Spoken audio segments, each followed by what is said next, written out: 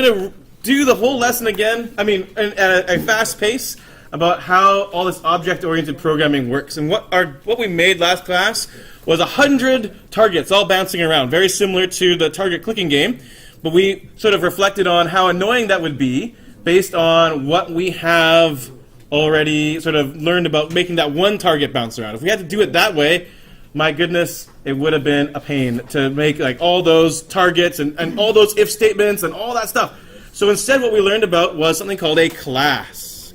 A class allows us to write code for one kind of thing. Like we can write code for a target and then produce many targets that all have that code acting within them. And that was the big revolution that we started. And this is going to be a quick review about how that worked. So I'm going to start this review with the second tab, just as I did before. I'm going to make a second tab called Target. And in this tab, we made a class. Class Target. So the metaphor we were using last class was that class is like a blueprint or a cookie cutter for producing many similar types of things, producing many similar targets in this case. And there was 3 things that every class uses. This is a great quiz question, by the way. What are the 3 things that every class needs? 1, 2, 3. What are those 3 things? Anybody remember? Number 1. Yeah, Edward. Or it could be any of them. The constructor. Yeah, that was number 2. Great, a constructor. What was a constructor? To make stuff. It makes stuff. So that's true. Just from the word construct, you can sort of infer that. But specifically, in terms of the program, what kind of things did we put in the constructor? Starting variables. Starting variables, yeah, Eric? Instance and object variables. Yeah, we didn't declare the variables. So that's number 1. Yes, that is another thing. But in terms of what the constructor does, exactly, Edward is right. We set the values for the instance or object variables, as we are calling.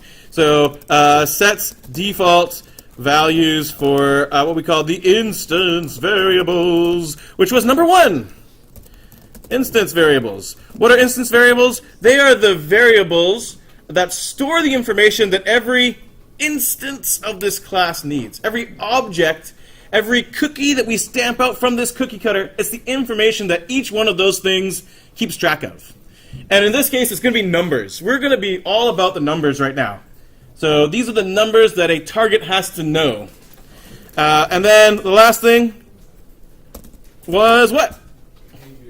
Behavior functions. Behavior functions. Behavior functions make the things act and do the things that they're supposed to do. And by the way, they all are connected to the instance variables as well. They change the instance variables. They use the instance variables.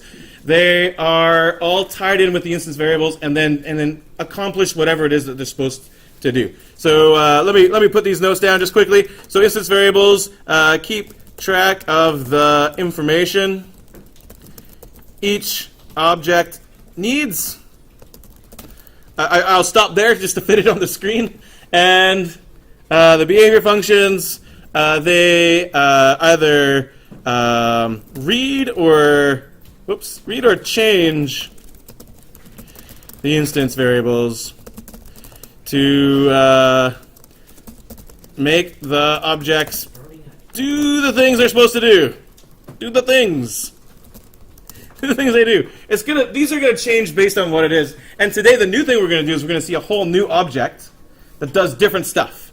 And it's going to be your job to sort of figure out what those things are.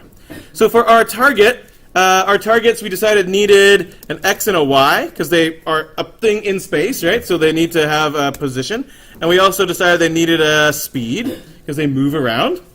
And that's the information. And of course, if we program those variables here inside the class, then every single object that we make that is of that class gets an X and a Y and a VX and VY. They all get that information. And then a constructor, it sets those default values. It has special naming conventions too, by the way. Oh, another great quiz question. Does anybody remember what the rules are for naming your constructor? They must... Yeah, exactly. It must be the same thing as the class name, and there's something about... lowercase? It's whatever case this is. So it could be capitals or no capitals, but that's only depends on what your target is. But yeah, James, you got it. Avoid the void. There's no void in it. Usually it's like void setup, void draw. The constructor is just like, bam, the name. It makes it look almost like it's not a function, but it is. So in this case, our function would be target. But it's still a function, so you still get those awkward parentheses that we haven't really used very often, and then the two braces. And there we go, there's our constructor. And guess what? You can actually have multiple constructors. We'll talk about that another day, though. Actually, I realize this is a review, not new information.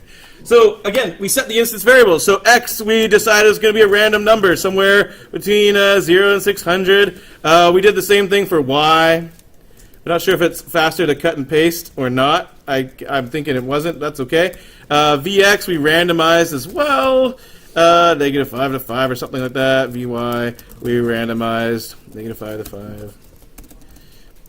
Doesn't really matter. Hey, how can we randomize them? What would happen if we just set them to numbers? If we made 100 targets and x was set to 300, y was set to 300, vx was 7, vy was 2, what would we see?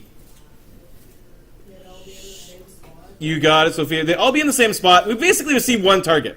100 targets would all be stacked on top of each other. They'd all be acting and doing the things, but we wouldn't see them. So I'm using random just to sort of make sure they get spread out when they're created. That is not necessarily the only thing you can do with that, but for now, you'll probably see a lot of sort of randomization of things just to disperse them. So that's good. Okay, great. So then we had our behavior functions. And these are going to be the same ones we're going to use over and over again. First of all, objects don't automatically just show up once you build them. You have to, that's one of their behaviors, is to draw themselves into the graphics window. So we made a void show. Hey, look, our void's back. That's good. These functions are just straight up good old-fashioned processing functions. So we said void show, and our targets were ellipses. And notice that we're using the instance variables here. I said read. I think I might prefer the word use, actually. Use or change the instance variables. So this is where I put x and y and whatever size I want to have. I'll just do some number here. So notice that it's using x and y. So any particular target is going to use its x and y to show where it is. So this is just a blueprint for what a target does. Each target will show and use its own separate x and y each time. And, you know, we did some stuff with fill. We did some various things to change it up, but I'm not going to bother with that right now. We'll just do the bare bones thing. We also did void act. And you're going to program a void act into most of the types of objects you do. Act is going to probably change the variables. In this case, what do targets do? They move, they bounce, they get clicked.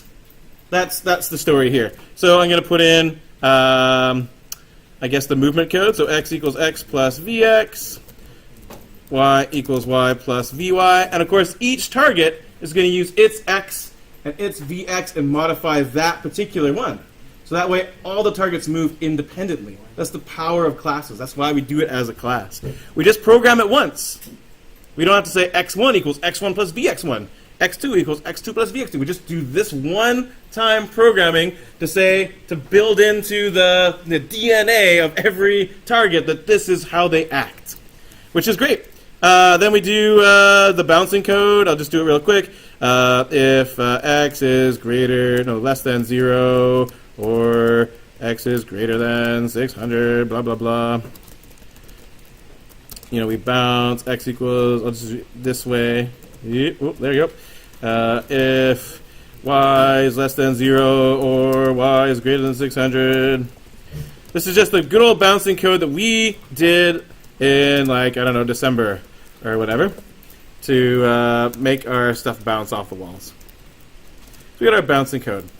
And then, last but not least, we did some stuff with, like, making them clickable. So I'm going to, let's just say, if mouse pressed, and actually, I'll just leave it off. We'll go to the YouTube video to watch to see if they make them clickable. I think this will get too long. That was the last thing we did at the end of class, is make each target clickable to add to the score. We'll come back to that. I want to get to the other part of it. These are classes. This is the new thing, and we're going to be spending a lot of time sort of analyzing different objects and and seeing what sort of information they need and what does their act function look like and their show function. But right now, the other part of the story, let's go to that. This is probably the more technical side. In some ways, the classes, although they're brand new, you recognize a lot of that stuff. That's the stuff we've been doing. It's just they're put into new places. There is a lot of technical things over on this side where we have our void setup and void draw. So let me highlight especially what you should know about this tab, especially for upcoming quizzes and such like that. Actually, I shouldn't just say it for upcoming quizzes. Honestly, I'm doing the quiz because I want you to know this for all your future projects so you can do this stuff. I'm putting a quiz there just to put a flag to say, whoa, this stuff is important. Make sure you know this stuff. So let's go over the stuff you need to know is really what I want to say. So first of all, we need an array to hold all these targets. It's really useless if we just make variables for each target because we don't really end up saving ourselves any time. So we make a target array. Notice we can use the word target, our class name now, to make variables and arrays. And I'm going to call it targets. We also decided we'd make a variable for convenience sake. I called it n, just to represent how many things we have in our array. So that's what n is supposed to be. Our setup, of course, we have good old size, 600, 600. So here's the things that we did in our setup. So the first thing, this is often overlooked, and it's definitely going to be part of the quiz question. I picture this quiz question looking like this, like I give you a piece of paper that looks like the main tab all filled out, but then blanks in certain areas. And then on maybe the side or at the bottom, those lines of code all scrambled up. And you have to sort of pick where does the line of code go inside of here. So these are the lines of code that are important. Actually, first of all, this one up here is declaring your array of objects. That's one line of code. I can see that being a blank and having that somewhere. Next is going to be, you actually have to instantiate the array of objects. That is a separate thing that often people will forget. This is where you choose how many they're going to be, right? So I'm going to say targets equals new target array. And this is where you'd say how many. I want n of them. N is 100. I'm using n just so I can change that one variable, and all the things with n will automatically change.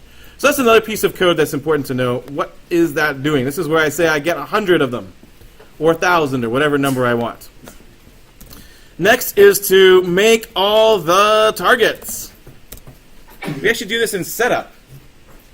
And we're just going to go in a loop to every single one of those elements and say, hey, I want a new target. Build a target. So how do we do that? Well, we're going to have a loop. We're going to start at 0, because arrays start at 0. And we're going to go until as long as I is less than n. And what we're going to do each time is we're going to do something. And then I equals I plus 1 to go to the next one. This loop, by the way, is the exact same loop that will be down here in our draw. It's so similar. I'm going to just copy and paste it right now. Copy and paste. There will be another loop that will be responsible for, what's a good word to use here? Controlling, orchestrating, making all the action happen. This loop down here is going to be for coordinating, or I don't know. That's too fancy of a word. Help me out here. Anyone got a good word for me? Any good vocabularies out there? It's the loop that makes all the things happen. It's the puppet master pulling the strings of all the targets. What's the verb I'm looking for? Yeah, I know. But basically, this is where the action happens. This is where the targets move and show and bounce. This loop automates these things. So we got these two very similar loops. One is going to loop through the array to make targets. The other one's going to loop through the array to animate the targets. Make them do the things that targets do. I'll call it animate the targets. But animate isn't just in the graphical sense. It's also in the, bring them to life. Make them do their behavior functions. Actually, that's a good way to distinguish it. In the draw function, it's all about the behavior functions. That's what's going on in the draw function. In the setup, it's all about what function in the class? The constructor. You got it. It's all about constructors.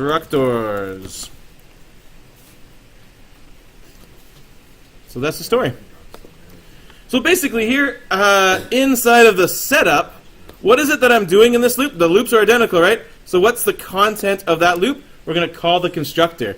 So at the current element in the array, wherever we are, whatever box we're in that row of boxes, that's targets sub I. Right? This whole loop just makes I go from 0 to 1 to 2 to 3 to 4. That's just choosing a different target. So target sub I will mean this first time it's target sub 0, then 1, then 2, then 3, then 4. So we just call the constructor. Hey, what new keyword did we learn that makes constructors happen? Yeah, I gave it away, didn't I? Yeah, new, the new keyword. You say target sub I equals new, and then you call the constructor. Target. That's our constructor right there. Bing, bling, bling. Constructor. That's where it appears. Also, good possible quiz question. This line of code, I could see being one that I leave blank, that you have to sort of slot in to know what's going on there. And does it make sense why it's in the while loop? Why do we call the constructor in the while loop? That's a good question, too. It's constructing, but why in the while loop? Could we do it outside the while loop? No, why not?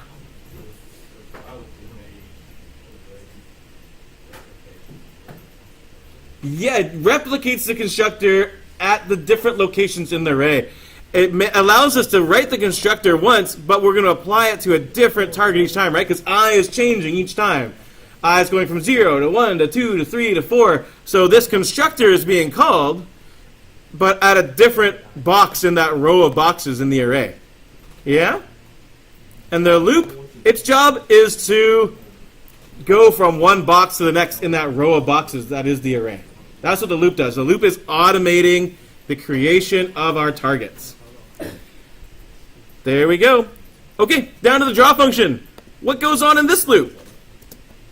We call the behavior functions, right? How do you call the behavior functions? You also use targets sub I, but you don't construct down here, or the targets will get obliterated and new ones will be created. You instead do dot show. This is how you call a behavior function. Targets sub I. This keyboard is hard. Dot act. And any other behavior function you wanted to make happen would go right in here. So in the draw function, our loop is going from one target to the next, getting each target to do whatever it is that a target does. So I can see that being a blank as well in a quiz. And you have to sort of know that the behavior functions will get slotted in there as well.